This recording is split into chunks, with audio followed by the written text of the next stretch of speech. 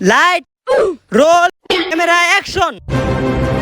ওই কালাম, আমার গার্লফ্রেন্ডের যদি যদি কিছু হয় তাহলে আমি তোকে পরে জানি কি হারামজাদা, তোরে আমি 100 বার কইছি খুন করে ফেলবো, এটাও কইতারস না। সরেনতে হুই নায়ককে অপমান করে আর ছুরি নিতাম না। স্যার আমার একটা সুযোগ দেন, অভিনয় করে একেবারে সিরালাম। স্যার আমার মেলা শখ, ছোটবেলাতে একটা অভিনয় করলাম। চলবো, খারো যা। Light roll camera action.